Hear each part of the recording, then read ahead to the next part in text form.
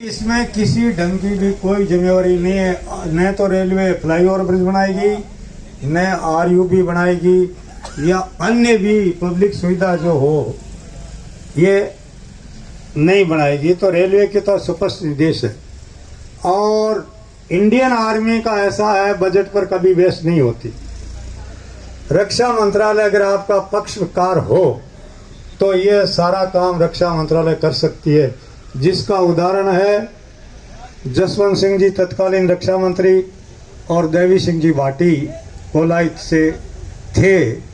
Coli से फड़ौदी के बीच में रेलवे लाइन थी नहीं, और रेलवे अपने खर्चे से वो लाइन नहीं बना रही थी, भारत सरकार भी नहीं बना रही थी।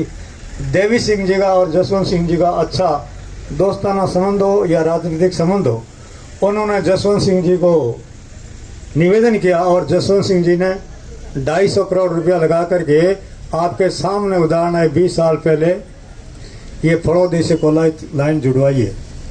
तो रक्षा मंत्रालय में भी कोई आपका ऐसा संपर्क सूत्र हो, राजनाथ सिंह जी से हो, चीफ ऑफ आर्मी स्टाफ से हो या कोई और हो, तो इसके लिए भी कोई लंबा कार्यक्रम नहीं है। रक्षा मंत्रालय भी इसको करवा सकता है, पर रक्षा मंत्रालय के लिए कंपल्सरी नहीं है। रक्षा मंत्रालय में ग्रीफ चेतक एक प्रोजेक्ट है रेलवे रक्षा मंत्रालय का, जिसका राजस्थान का हेड ऑफिस हनुमानगढ़ है और बीकानेर का ऑफिस बीकानेर है। मैंने उनको दोनों को ही पत्र दिया है, और ये आंदोलन मैं अकेला ही चलाता था 2010 में। तो यहाँ तत्कालीन जो एसडीएम साहब थे, उन्होंने जो आज परिस्थिति आई है उसकी घोषणा 10 साल पहले कर दी थी। और चेतक प्रोजेक्ट वालों ने उस टाइम कहा था कि हम आपको 20 करोड़ रुपया दे देंगे, और रेलवे ने उस टाइम कहा था कि हम आपको 30 करोड़ रुपया दे देंगे। उस टाइम इस बजट इसका फ्लाईओवर ब्रिज का खर्चा था 70 करोड़। तो राजस्थान सरकार तैयार नहीं हुई, और नहीं हुई उसका कोई भोलापन हो सकता है, या तत्कालीन डूंगरगढ़ के विधानसभा क्षेत्र के हमारे प्रतिनिधि थे वो नहीं चाहते हों, या उनको जानकारी नहीं हो। ये जानकारी उनको जरूर थी, क्योंकि आपके ये एमएलए साहब मंगलाराम जी से थोड़ा हमारा अनबन हो गया था, क्योंकि 2003 में मैंने उनको चुनाव जीता है, सबको पता ही है। तो नाराज थे, तो मैंने कहा नाराजगी तो रखो, आपके अशोक जी आपकी बात को मानते हैं, इसलिए अशोक को क्या करे, ये फ्लाईओवर बनवा लो। अशोक गहलोत आया भी, कृषि मंडी में मीटिंग भी हुई, और मंगलाराम जी ने कह भी दिया, पर नाव थोड़ा उल्टा निकल गया। फ्लाईओवर ब्रिज के लिए अंडर ब्रिज का कह दिया।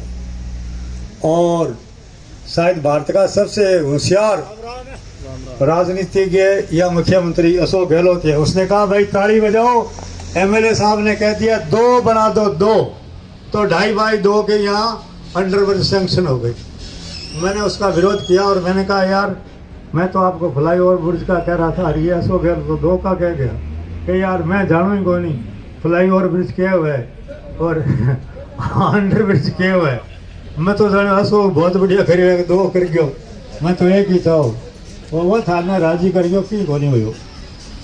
तो थोड़ी हमारी नासमझी भी रही है, और नासमझी इस क्षेत्र के लोगों की है कि आज ये परेशानी किसी नेता को नहीं है, किसी एक विशेष व्यक्ति को नहीं है, पर ये पूरा एरिया जो अजमेर और पुष्कर तक का है, ये एरिया इधर सूरतगढ़ तक का एरिया प्रभावित है।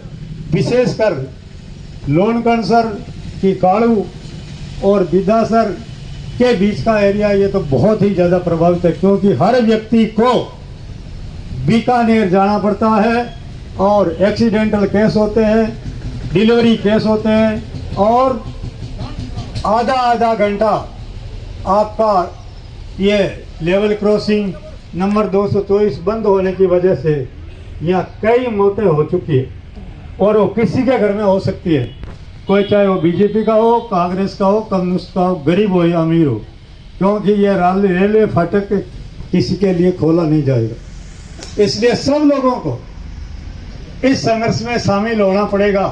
और मैं ये तो डंके की चोट कहता हूँ कि जब मैंने कोई काम शुरू कर दिया तो वो काम तो होना ही है। और मैं 2 दिन के लिए जयपुर गया था। माननीय मुख्यमंत्री जी का स्वास्थ्य खराब है, उनके ओएसडी जो हैं देवाराम जी, उनसे मेरी अच्छे से बात हुई है, परसों भी हुई, कल भी। उन्होंने कहा कि थोड़ा आप रेलवे से और आपके एमपी लोग हैं उनसे 2-4 से और लिखवाओ ताकि ये केस काफ़ी लंबा राइज हो जाए। उन्होंने ये तो ऐसे तो नहीं कहा धरना चालू रखो, उन्होंने रेलवे वालों को ढोड़ा कि रेलवे वालों को थोड़ी दुबारी दो तो हमें वो लिखेंगे। मैंने कहा लिखना काम आपका है, रेलवे और आर्मी को काम करना आपका, दाव पेच मत लगाओ। और ये पुल आपको पास करना होगा तो आपको जितने भी आदमी साणे भोले समझदार महिला बालक जो भी है इस अंडर ब्रिज या फ्लाईओवर ब्रिज की सुविधा को चाहने वाले हैं। और ये गेट बंद जो हो रहा है इससे परेशान है, इसलिए इसमें आप मदद करेंगे और डरेंगे नहीं। ये देखो हमारे ये पगड़ी वाले बाबा जी का नाम भूल गया मैं, ये खरसा राम जी हैं, वो शहीद होने को भी तैयार हैं। तो अगर एक आदमी का बलिदान हो जाए तो ये रेलवे फाटक को मैं डंके की चोट कहता हूँ कि अशोक गहलोत शाम को घोषित कर दो। मुझे नेताओं की जरूरत नहीं है, मुझे आपके सिर गिने जाते हैं और प्रजातंत्र में वोट ही महत्वपूर्ण होता है। एक वोट से वाजपेयी जी की सरकार गिरी है, एक वोट से आपका सीपी जोशी चुनाव हो रहा है। इसलिए आपके अगर यहाँ ताकत दिखाई देगी मीडिया से कैसी भी चेष्टा से, तो सरकार रात को मीटिंग बुला करके विचार करेगी यार इस सल्टाओ बीमारी को।